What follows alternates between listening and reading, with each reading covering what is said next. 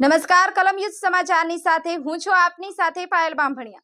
તો જોઈએ આજના મહત્વના સમાચારમાં। ઝાલોદ તાલુકાની તાલુકા પંચાયત મનરેગા શાખાના ટેકનિકલ આસિસ્ટન્ટ આશિષકુમાર વિનોદભાઈ લંબાના ₹20,000ની લાંચ લેતા રંગે હાથે ઝડપાઈ ગયા।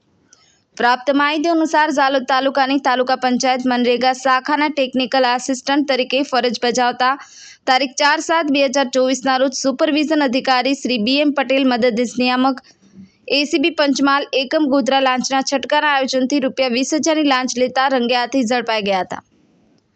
આ કામના ફરિયાદી તથા અન્ય શાહિદોને તેમની વડીલો પાર્જિત જામીનમાં વસીકરણ ફળવાડી કરવાની હોય આરોપીએ ફરિયાદીની ફાઇલોના એસ્ટિમેટ તૈયાર કરી આગળ પુટઅપ કરવા એસ્ટિમેટ તૈયાર કરવા માટે ફરિયાદી પાસે એક ફાઇલ દીઠ 2,000 લેખે ₹42,000ની માંગણી કરેલી। તે બાદ ફરિયાદીએ આરોપીશ્રીને નાણાં ઓછા વત્તા કરવા જણાવતા આરોપીએ કુલ 19 ફાઇલના એક ફાઇલ દીઠ 1900 લેખે 36,100માં નક્કી કરેલ। તે પૈકી ₹20,000 પ્રથમ આપવા અને બાકીના ₹6,000 એસ્ટિમેટ માટેની 19 ફાઇલોની મંજૂરી મળી ગયા પછી આપવા। લાંચની રકમ આપવા માંગતા ન હોય જે અંગેની ફરિયાદ આધારે લાંચના છટકાનું આયોજન કરતા ફરિયાદી સાથે હેતુલક્ષી વાતચીત કરી સ્વીકારી પકડાઈ જતા ગુનો કરેલ છે।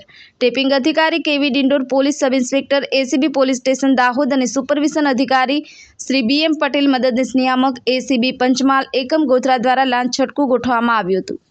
બ્યુરો ચીફ પાંબારામ કે ખાટ સાથે કપિલ બારિયા, કલમયુદ્ધ સમાચાર, દાહોદ।